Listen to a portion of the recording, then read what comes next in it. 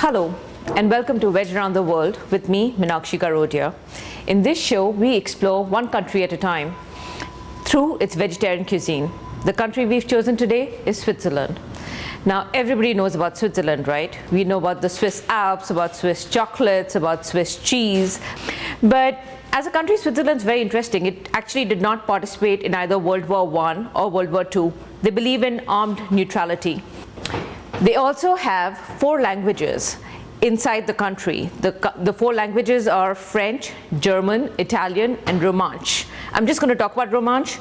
But what's interesting about Switzerland is each of the part of the population that speaks a certain language sort of identify with that country. Their cuisine is like that, their culture is like that. But Switzerland is a very united country, and what unites them is democracy and economy. They are some of the richest people in the world, one of the highest per capita GDP, one of the highest lifestyles and quality of life. So a group of people decided that we might be different ethnically, but we're going to be together because this is the best way to be. I think it's amazing. Now, coming back to Romansh, that was a very interesting language. It is actually derived from Vulgar Latin, which is the layman's Latin and was spoken in the Roman Empire. And I think it's pretty much the only area in the world that it's spoken. And they have like Romansh medium schools, like we have English medium schools or like French medium schools. So that's pretty interesting too. And in Switzerland, the food, to come to the food, there are 2 dishes which are considered sort of like the national dishes. One is cheese fondue. Everybody's heard of cheese fondue. And the other is rosti. Now, talking about cheese fondue a little bit, it's really interesting how it came about. So Switzerland has the Alps, and you have a lot of sheep, and therefore you have a lot of shepherds. And the shepherds would very often have to hike overnight or multiple nights to find grass, because you have scarce grass in high altitudes. But they would carry their cheese, their wine, and some stale bread. And what you do with that, you combine the wine and cheese over some fire, and you dip your bread and eat it, and that's how fondue came about. Rosti is basically a potato pancake. Now again, almost in every culture that you have potatoes, you have some sort of potato dish in which it's either a pancake or fried, basically potato and fat. And this is actually this comes from the German part of Switzerland. It's really interesting because they say that there's a line between the German and the French, and that's called like the rosti ditch, because the German side has rosti and the French side does not have rosti. So we're going to make rosti, we're going to make cheese fondue, and we're going to make chocolate fondue. I'm going to start with the rosti.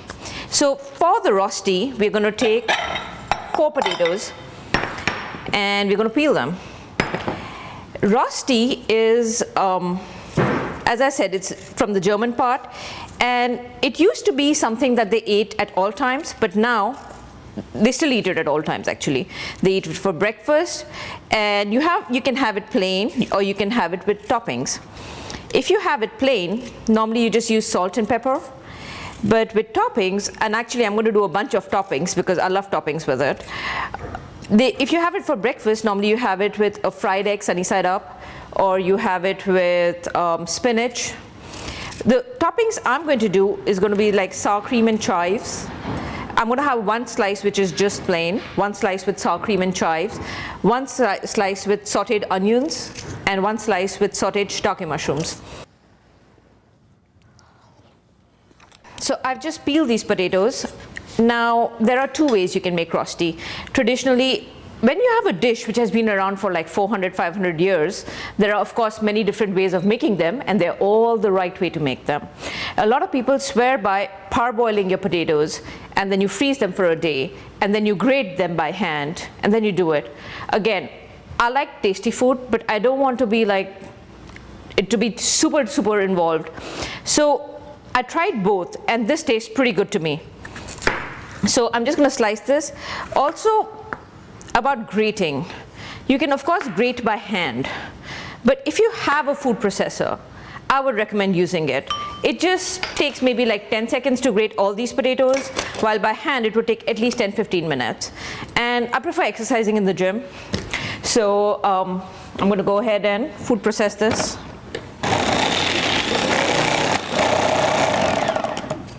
It was as easy as that.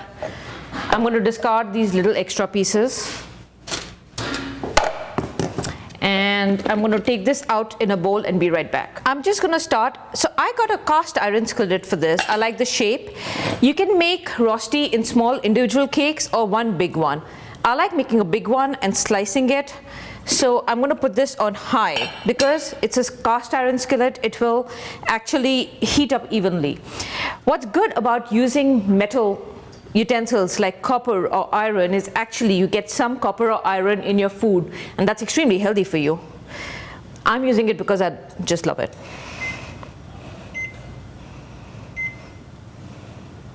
Okay, so this is on. Now for this potato, what you do is you sprinkle a little bit of salt. So just like a little bit of salt, you work it in.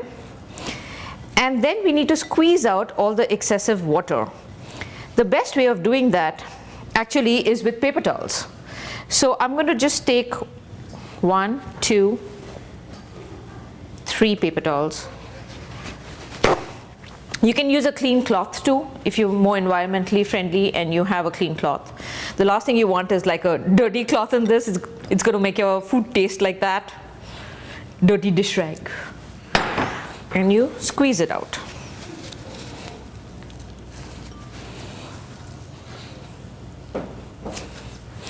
Did you guys ever read that fairy tale about the giant and the boy? And he tricked him. He squeezed a piece of cheese and got milk out of it, while the giant squeezed rock and got water out of it.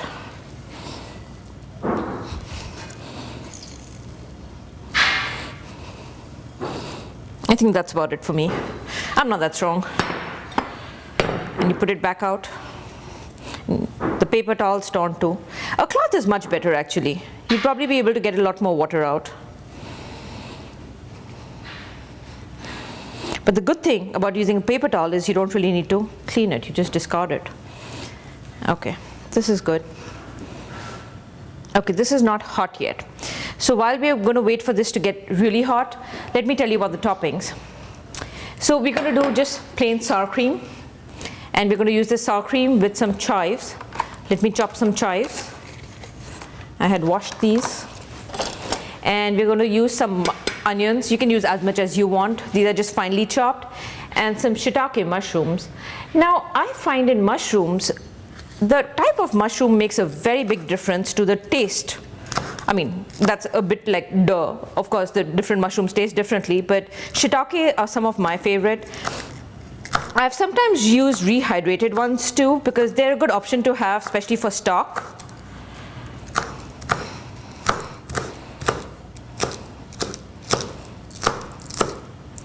That's good. I don't need more.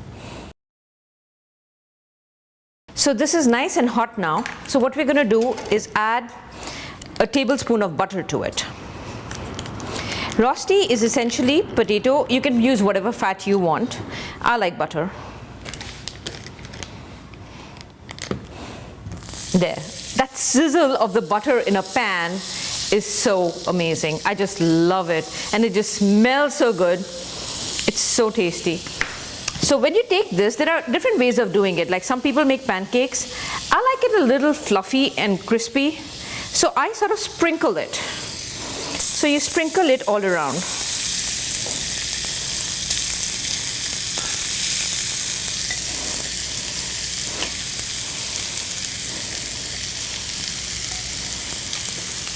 And then you take your spatula and you sort of try to make it a little round.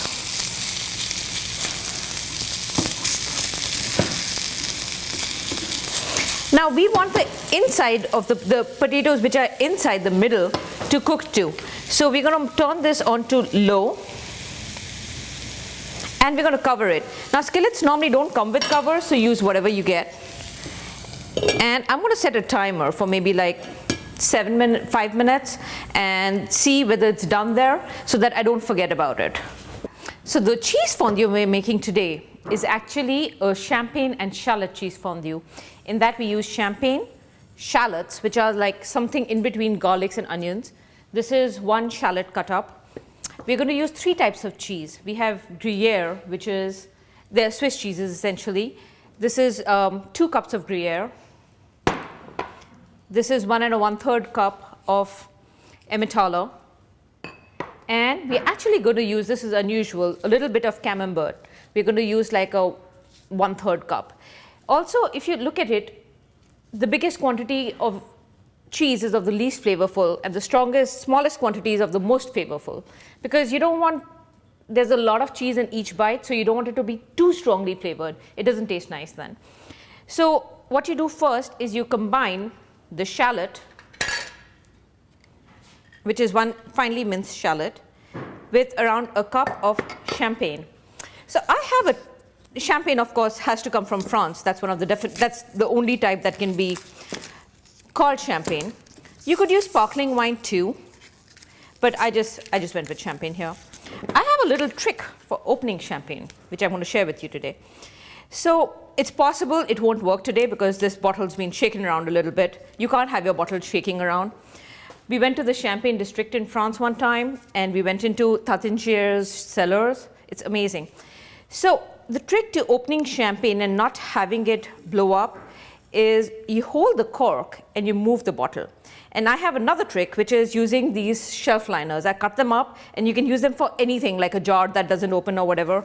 It doesn't look very glamorous to open champagne like this, but this is for cooking. It's not for drinking. Your champagne shouldn't be cold. Earlier, because I wanted to drink while I was cooking, I used to use cold champagne, and I've cracked 2 ceramic pots like that. Here goes. See, perfect. So we're going to pour around 1 cup. Ooh. Another cup. And actually, this wasn't a complete cup, so I'm going to go ahead and put a 3rd one. You should start off, most ceramic pots can be put on the flame, but start off with it on low. Yeah? We're going to leave this. Meanwhile, we're going to take some lemon and cornstarch. So surprisingly, cornstarch was introduced to the fondue maybe 100 years ago. It's important because what it does is it sort of like emulsifies it together. It makes sure that the cheese and the wine don't separate out. So we need around a tablespoon of, and I'm going to just,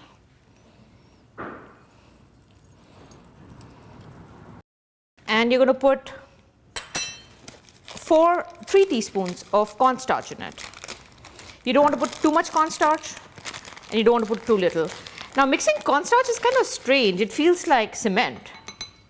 It feels really thick and gooey,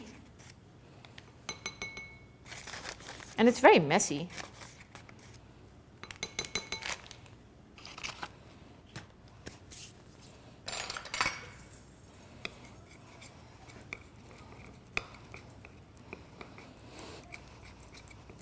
Now, once the champagne or your pot has gotten a little bit warm, you can make it hotter. And I actually went ahead and bought a fondue set which says it cannot crack under any circumstances. Now, also for the toppings for this, we're going to have potatoes, cornichons, baguette obviously, and baby carrots. So what I do is I buy these small potatoes, and then I'm going to fill it with a little water and boil it for maybe like 4 minutes.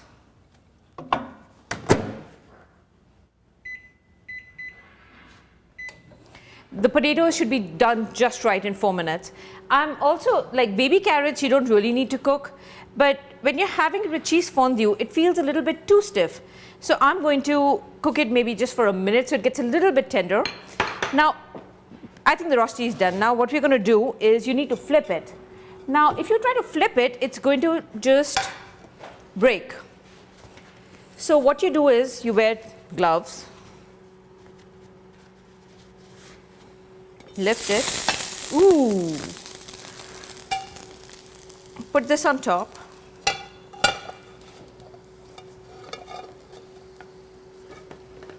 and actually flip it. Okay. Can you see how perfect that is? You put this down. Put another tablespoon of butter.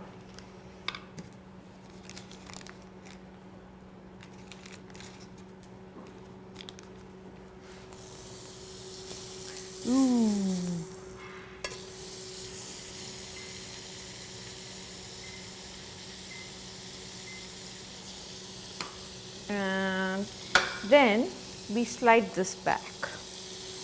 Make sure it's nicely evenly all around.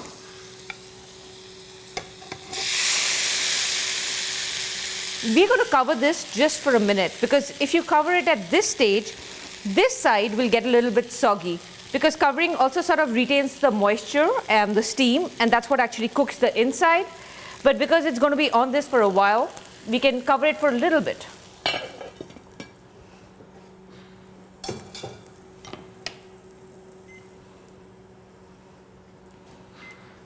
Okay, and this is getting heated up.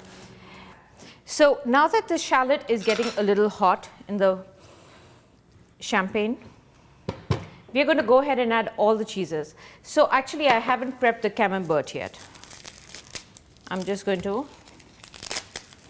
So you need to cut the rind, because in the end you want a really smooth fondue. So I'm just going to open this out. This is normally a bit more graceful. We need half a cup. So given that this is a cup, around this much.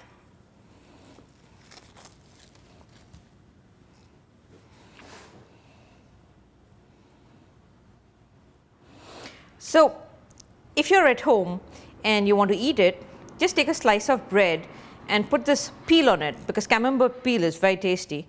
And you can just put it under the broiler for a minute. It is very good. You could put some tomatoes on it if you wanted.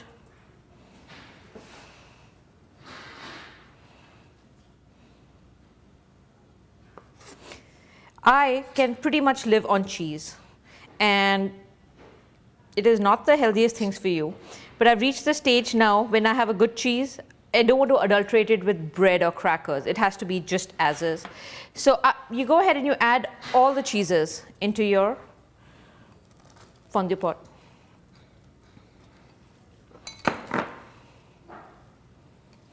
I like using silicone spatulas for these things because they're easy to clean up.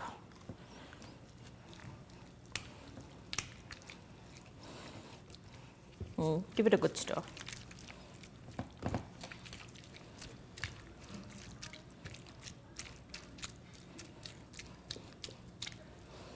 And we're going to add the cornstarch mixture at this point.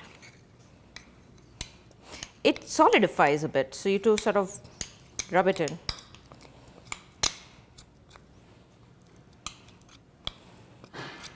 I wonder whether they use this while making Play-Doh. It looks like something they should use.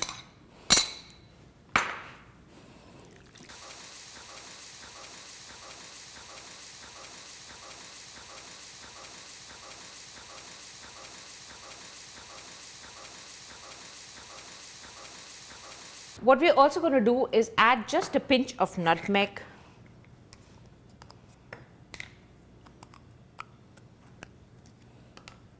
I prefer using a pinch for a pinch. And a pinch of white pepper.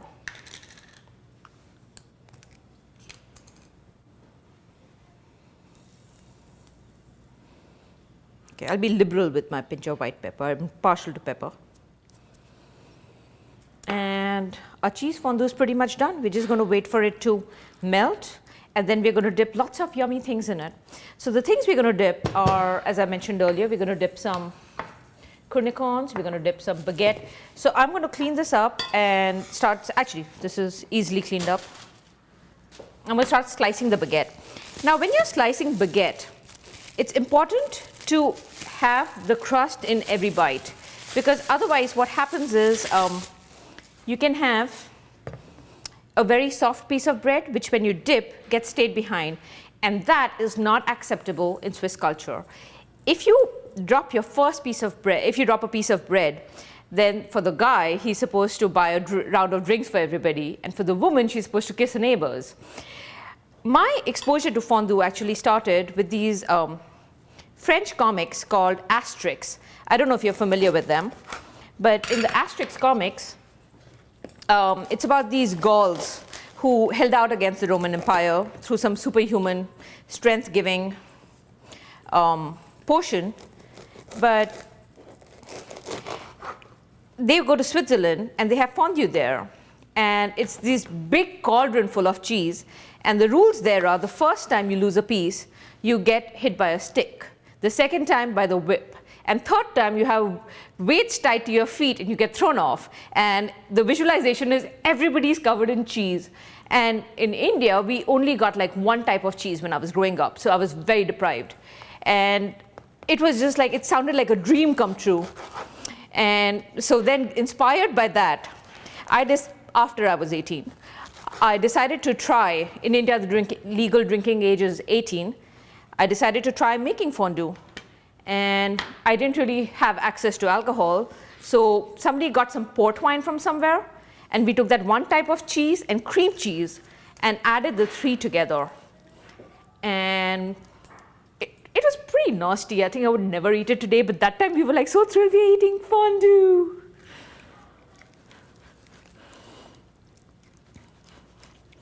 So you can see this looking really good. I'm going to add a little more champagne to this. I want it to be a little more liquidy.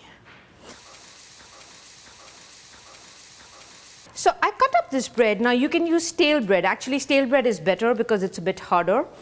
And they're pretty much like 1-inch cubes. And as you can see, this cheese fondue looks perfect. I'm going to transfer it onto the fondue heat now because we don't need this. And the rosti is done too. So I'm going to dish out the rosti, which is a little involved because again, it's the really fancy stuff where you put the plate on top and you take it out. I like to do it like that to make sure that the other side is nicely done in case I need to put it back on.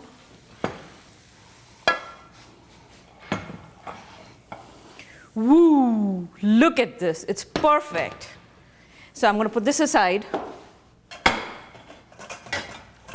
And be careful with an iron skillet because this is hot now. What I'm going to do is I'm going to saute some onions and some mushrooms separately in butter. Again, you have very small portions of rosti, at least you're supposed to have very small portions, so it's okay to use the butter. That's a bit much, even by my standards. Okay. And I'm just going to add these onions.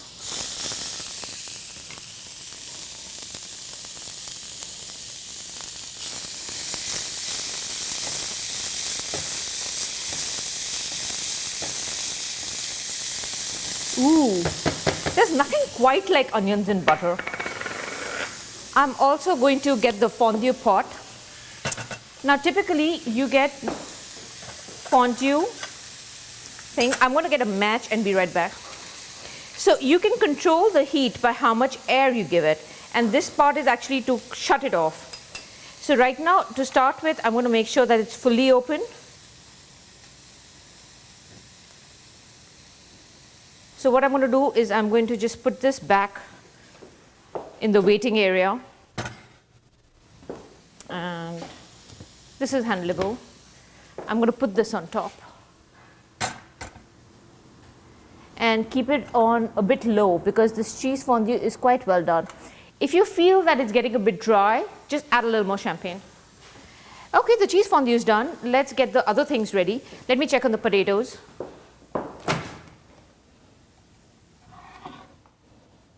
Oh, they're nowhere near done. I'm going to do this for another 2 minutes.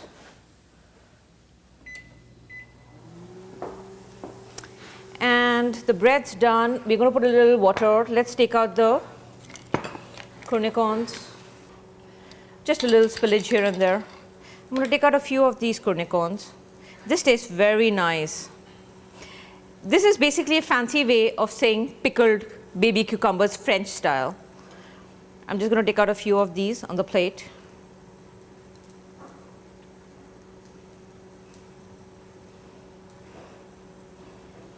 And we're going to set up for, let me check on the onions. Yeah, I don't want it pinker than this. Can you see this change in the onion color? It looks so pretty.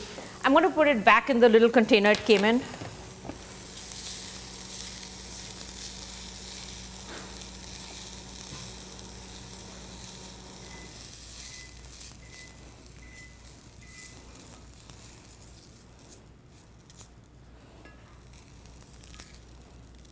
Yeah. Add a little butter, the other half tablespoon that I decided not to use that time.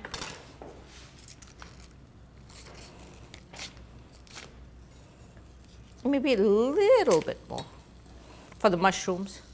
Oh, I forgot to sprinkle salt. It's important to sprinkle a little bit of salt in this because the onions taste slightly off if they don't have salt. Even though the potatoes themselves have some salt, but you need each topping to be flavored by itself. Now, this was just to show you what a shiitake looks like. I normally don't use the stems unless I'm making stock.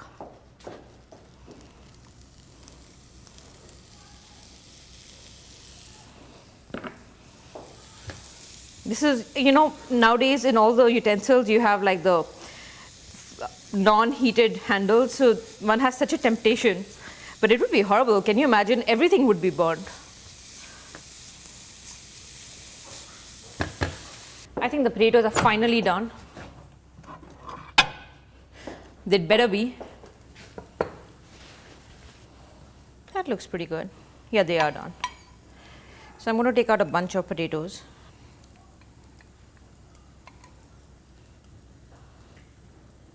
I'm going to put the carrots in the microwave. And this is literally for a minute. Because, you know, you just want them to be slightly less crunchy but still fresh. This is the fondue pot I have for chocolate, and I've put in a heat thing beneath it. One of those things you can get. So if you don't have a fondue pot, you don't need one. Go and get one of these things. Oh, that's hot now. Okay, this part is fine. One of these things from the hardware. Take any ceramic pot and you're good to go. You don't, and fondue is great. You know, one of my favorite memories is I used to have a fireplace and we would sit in front of the fireplace and have fondue on a cold winter's night. It's such a social event because all of you are eating the same food, and it's wine and it's chocolate and it's cheese and it's delicious. So for chocolate fondue, now I have all these little tricks for chocolate, right? So it's so easy you won't believe it. I like dark chocolate, especially when you're dipping stuff. I don't want it to be too sweet. So you take a cup. So this is a 1/3 cup measure. I'm going to take 3 of these. 1. Again, it can be approximate because you can play around with the things. 2 and 3. For the fondue, essentially when you melt chocolate, it becomes thick, but it's a bit too thick for dipping. So if you wanted to make chocolate covered strawberries, in that case just melt your chocolate and use that. But if you're making fondue and you want it to sort of stay liquid for a while and not be a bit, I mean, just liquid chocolate is a bit too heavy, what you do is you take an equal amount of cream.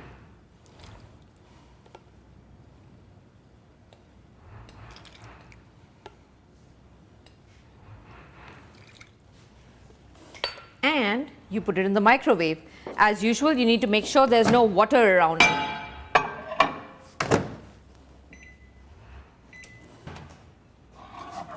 So you might have to do a bit more depending upon your microwave. No, see? You just keep whisking this. I have this cute little whisk. And it's just going to melt perfectly.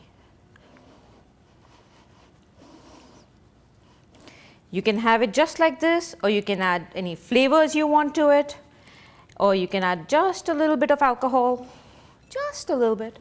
I'm going to add some Cointreau, like a capful maybe. I like the flavor it gives.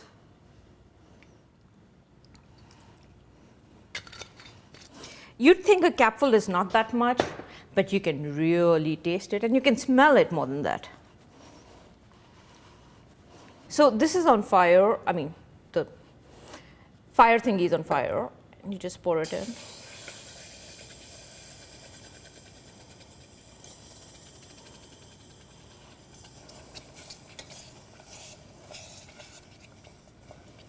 And you let it bubble.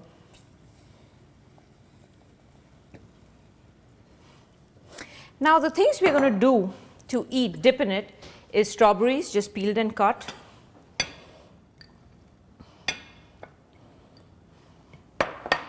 A banana. You don't want the pieces to be too thin and your banana to be too ripe because it's just going to fall into the chocolate otherwise. Some pretzels. I like the whole thing of sweet and salty. And I prefer these old-fashioned salty pretzels to the sticks because, you know, double dipping is not acceptable. This way we can just dip the whole thing in it and go.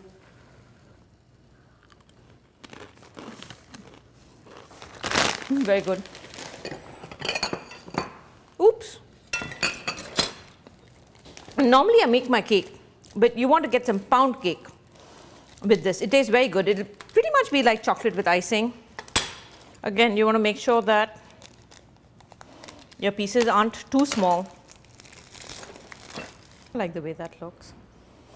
So I'm just going to set out everything and be right back. So the only thing left to do is decorate our Rosti with its toppings.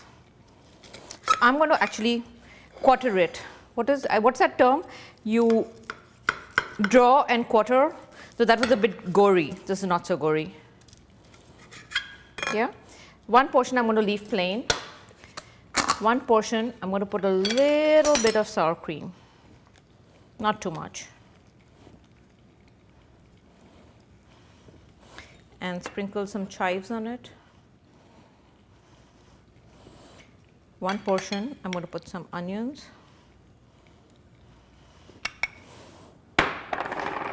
One portion I'm going to put some mushrooms. And our food is ready. So I'm going to start with the Rosti. I'm going to sample the food because I just love it.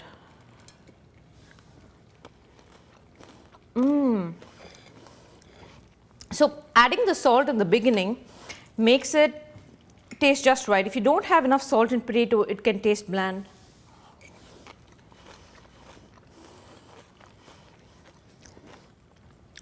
Onion and potatoes are always paired well.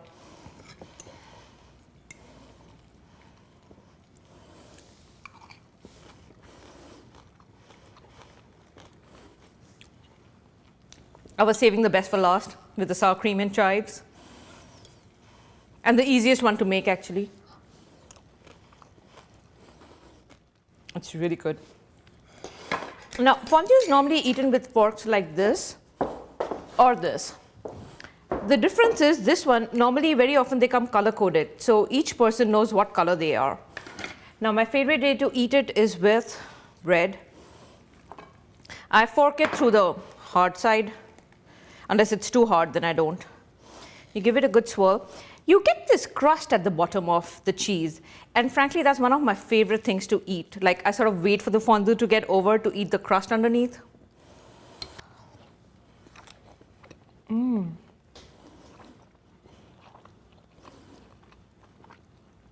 This is really good. And now I have to try the chocolate fondue, of course. I decided to have some contour with my meal. Normally you have wine. Swiss wines are actually very good, and Swiss wines, they have very strong rules about exporting Swiss wines. They don't make it easy to take Swiss wines out, but some of them are so tasty. So I'm going to start with strawberries.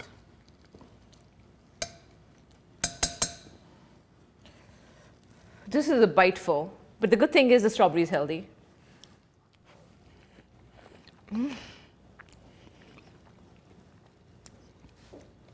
The strawberries are really tart and chocolate's really sweet. It matches very well. As you can see, This was an easy meal. It's a complete meal. It's perfect for a cold winter day. And I hope you try it at home, and bon appetit.